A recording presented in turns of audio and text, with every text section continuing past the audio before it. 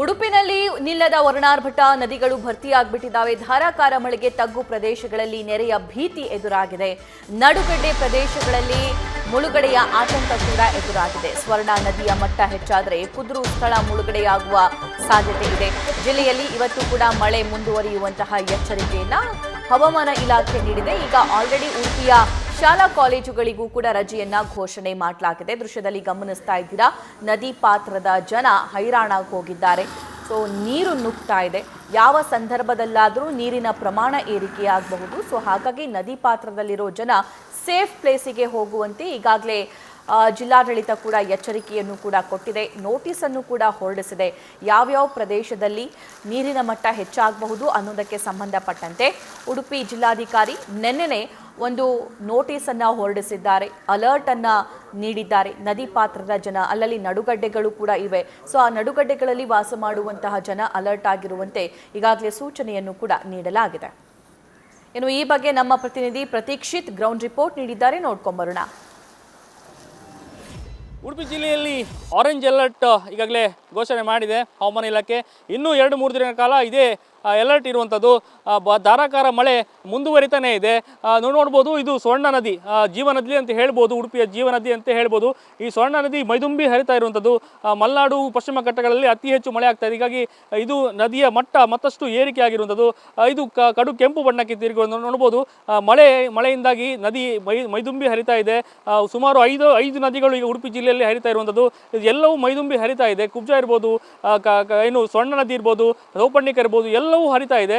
ಹೀಗಾಗಿ ಸ್ವರ್ಣ ನದಿಯ ಒಂದು ದೃಶ್ಯಾವಳಿ ಇದು ಮೈದುಂಬಿ ಹರಿತಾ ಇದೆ. ಇದು ಸುತ್ತಮುತ್ತ ಇರುವಂತಹ ನಿವಾಸಿಗಳು ಬಹಳಷ್ಟು ಆತಂಕದಲ್ಲಿರುವಂಥದ್ದು. ಇದು ಮುಖ್ಯವಾಗಿ ಏನು ಉಪ್ಪು ನೀರಿನ ತಡೆಗೆ ಮಾಡಿರುವಂಥ ಸೇತುವೆ ಇದು. ಈ ಸೇತುವೆ ಸಿಹಿ ನೀರು ಹಾಗೂ ಉಪ್ಪು ನೀರು ಸೇರಬಾರ್ದು ಹಿನ್ನೆಲೆಯಲ್ಲಿ ಒಂದು ಸೇತುವೆ ರೀತಿಯ ಒಂದು ತಡೆಗೋಡೆಯನ್ನು ಮಾಡಿರುವಂಥದ್ದು. ಈ ತಡೆಗೋಡೆಯ ದಾಟಿ ನೋಡ್ಬೋದು ಸ್ವರ್ಣ ನದಿ ಯಾವ ರೀತಿ ಯಾವ ಮಟ್ಟಕ್ಕೆ ಹರಿತಾ ಇದೆ ಅನ್ನುವಂಥದ್ದು ಗೊತ್ತಾಗುತ್ತೆ. ಮೈದುಂಬಿ ಹರಿತಾ ನದಿಯ ಮಟ್ಟ ಕೂಡ ಏರಿಕೆಯಾಗಿದೆ. ಸುತ್ತಮುತ್ತ ನದಿಯಲ್ಲಿ ವಾಸಿಸುವ ನಿವಾಸಿಗಳು ಕೂಡ ಈಗಾಗಲೇ ಆತಂಕದಲ್ಲಿದ್ದಾರೆ. ಜಿಲ್ಲಾಡಳಿತ ಈಗಾಗಲೇ ಎಚ್ಚರಿಕೆಯನ್ನು ಕೊಟ್ಟಿರುವಂಥದ್ದು. ನದಿಯ ಪಾತ್ರದಲ್ಲಿರುವಂತಹ ಜನರು ಎಚ್ಚರಿಕೆಯಿಂದ ಇರಬೇಕು ಅನ್ನುವಂಥ ಒಂದು ಮುನ್ಸೂಚನೆಯನ್ನು ಎಚ್ಚರಿಕೆಯನ್ನು ನೀಡಿದ್ದಾರೆ. ಹೀಗಾಗಿ ಬಹಳಷ್ಟು ನಿವಾಸಿಗಳು, ಸುತ್ತಮುತ್ತಲಿನ ನಿವಾಸಿಗಳು ಈಗಾಗಲೇ ಈ ಸ್ಥಳವನ್ನು ಬಿಟ್ಟು ಬೇರೆ ಕಡೆ ಹೋಗಿದ್ದಾರೆ ಆಲ್ರೆಡಿ. ಮತ್ತು ಬಹಳಷ್ಟು ಜನರಿಗೆ ಈಗಾಗಲೇ ಎಚ್ಚರಿಕೆ ನೀಡಿದೆ. ನೋಡುವ ಮುಖ್ಯವಾಗಿ ನದಿಯ ನಡುವೆ ಇರುವಂಥ ನಡುಗಡ್ಡೆಯನ್ನು ಇರ್ಬೋದು, ಕುದ್ರು ಏನು ಹೇಳ್ತಾರೆ, ಅದು ಎಷ್ಟು ಸುಂದರವಾಗಿ ಕಾಣ್ತಾ ಇದೆ ಅಂತ ನೋಡ್ಬೋದು. ಇದು ಈಗ ಸದ್ಯಕ್ಕೆ ಯಾರು ಬಹಳಷ್ಟು ಮಂದಿ ಕುದ್ರುವಿಗೆ ರಿಲ್ಯಾಕ್ಸ್ಗೋಸ್ಕರ ಈ ಕರಾವಳಿ ಭಾಗಕ್ಕೆ ಬಾರಿ ಕುದ್ರು ಎಂಬ ಪ್ರದೇಶಕ್ಕೆ ಇಲ್ಲಿ ಬರ್ತಾರೆ.